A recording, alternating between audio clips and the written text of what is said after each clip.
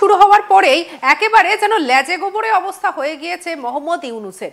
তিনি ঠিক কি করবেন, তিনি কি ইস্তফা দেবেন, তিনি কবে ইস্তফা দেবেন, এমন হাজারো প্রশ্ন একেবারে বারবার সামনে আসছিল। আর অন্যদিকে এই সমস্ত কিছুর মধ্যে যেন বিরোধী দলগুলো কিছুটা হলেও অক্সিজেন পাচ্ছিল। তবে এই সব কিছুর মধ্যে এই চাপের মুখে পড়তেই একেবারে মোহাম্মদ ইউনূস তিনি যেন একেবারে পাল্টি খেয়ে গেলেন। কেন বলছি জানেন? কারণ মোহাম্মদ ইউনূস তিনি কোনো ইস্তফা দিচ্ছেন না। এতদিন ধরে তিনি যেটা করলেন সেটা এক কথায় বলা যায় তিনি নাটক করেছেন। আর এই নাটকই বুমেরাং হয়ে দাঁড়াবে না তো?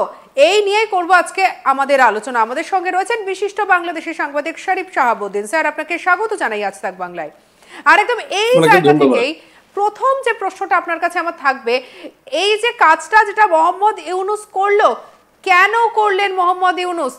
এটাই কি তার উদ্দেশ্য ছিল? আসলে আমরা যদি তার রিয়েল পিকচারটা আমরা যদি দেখি, ইউনূস কে, কি তার মোটিভ, কি তার এজেন্ডা, এগুলো দেখলে বিষয়টা সহজেই বোঝা যায়। যে আপনি দেখবেন যে যাদের ইজ্জত আছে তারা কিন্তু মানুষকে ইজ্জত দেয়, আর যার ইজ্জত নাই সে কিন্তু এইগুলোরে কেয়ার করে না, সে তার স্বার্থটাই দেয়। সে ইউনূস তার মতো লোকের তো বোঝা উচিত যে সে একটা জাস্ট অবৈধ, তাকে কিছু অ্যাসাইনমেন্ট দেওয়া হয়েছে, সেই অ্যাসাইনমেন্টের প্রথম কথাই ছিল যে তার আন্ডারে একটা নির্বাচন হবে, রাজনীতি একটা সুষ্ঠু ধারায় ফিরে যাবে, এই আর রুটিন ওয়ার্ক করবে। সে যে কাজগুলো পেন্ডিং আছে সেগুলো যা একেবারে তৈরি আছে সেই কাজগুলো সে সাইন করে দিবে সেইগুলো। এছাড়া একজন ধরুন একটা দেশের নির্বাচনের কথা হলে ওই ক্যাবিনেট পদত্যাগ করে, তখন প্রধানমন্ত্রীকে বলা হয় আপনি কন্টিনিউ করেন till the election of the new prime minister. তো কন্টিনিউ করা মানে কি, সে কিন্তু কোনো মেজর কোনো সিদ্ধান্তই, সে নীতিগত কোনো সিদ্ধান্ত নিতে পারে না, শুধু রুটিন ওয়ার্ক। তাকে তো ওই দিন বলা হয়নি যে 5 তারিখে 8 তারিখে যে তুমি সংস্কার করবা, তারপর তুমি বিদেশিদের কাছে আমাদের দেশ বন্ধক দিয়ে দিবা, পোর্ট দিয়ে দিবা, তারপরে এইগুলো, এই যে কাজগুলো যে গণবিরোধী এবং রাষ্ট্রবিরোধী যে কাজগুলো সে করছে, তার কাছে মনেই হয় না যে গোটা দেশের মানুষ তার কাজে, তাকে তো একটা বিশাল ব্যাপার, নোবেল লরেট প্রথমে সেভাবেই গ্রহণ করলো। কিন্তু তার পরের যে গত 9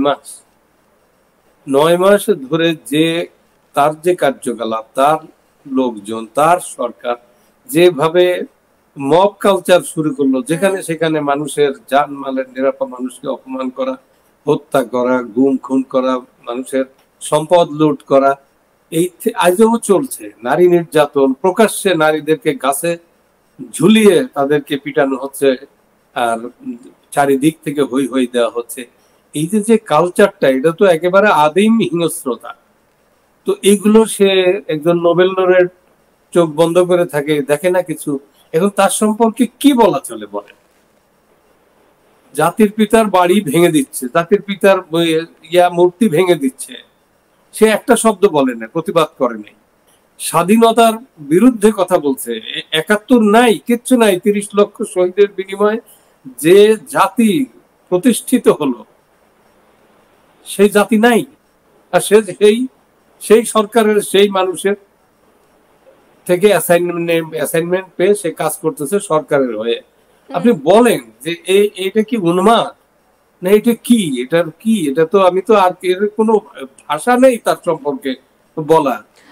মিডিয়া রিপোর্ট যেটা সামনে আসছে সেখানে একটা জিনিস দেখা যাচ্ছে যে সরকার, সেনা এবং রাজনৈতিক দল, এই তিনের মধ্যে অসন্তোষ, এবং এই তিনের মধ্যে অসন্তোষের জেরে ইউনূস বুঝতে পারছিলেন যে কোথাও একটা গিয়ে তার অবস্থানটা টলমলো হয়ে দাঁড়াচ্ছে, এবং এই জায়গা থেকে কোথাও একটাকে নিজেকে বাঁচাতেই শনিবার দিন প্রথমে তিনি কি করলেন, ক্যাবিনেটের বৈঠক ডাকলেন। সেই বৈঠক হলো, তারপরে বিএনপি এবং জামাতের সঙ্গে তিনি আরেকটা তিনি সেপারেট বৈঠক করলেন।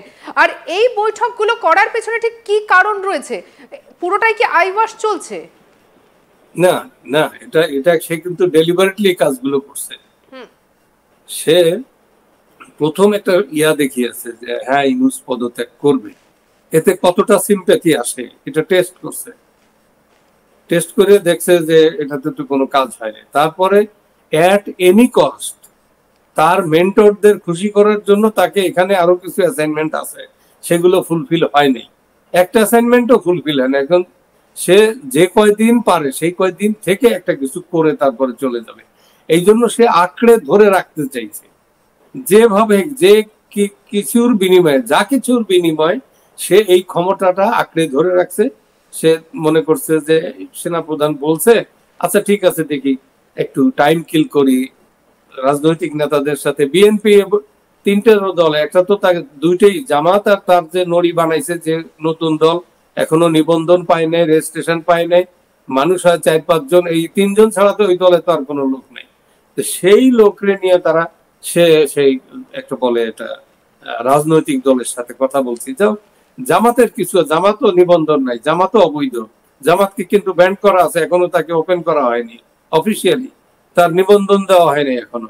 সে জামাতের সাথে বসছে, কিন্তু যে পার্টির সাথে বসছে বিএনপি, সেই বিএনপি তো তার আগের জায়গায় বলছে যে সেনাবাহিনীর প্রধান যে কথা বলছে সেটা তো সে সঠিক কথা বলছে, সে নির্বাচনের কথা বলছে, সে মানুষ হত্যা করার বিরুদ্ধে বলছে, সে দেশে আইন শৃঙ্খলা প্রতিষ্ঠার কথা বলছে, রুল অফ লর কথা বলছে, গণতন্ত্রের কথা বলছে, একটা গণতান্ত্রিক ভাবে নির্বাচিত সরকার প্রতিষ্ঠার কথা বলছে। সে ভুল বলছে কোথায়?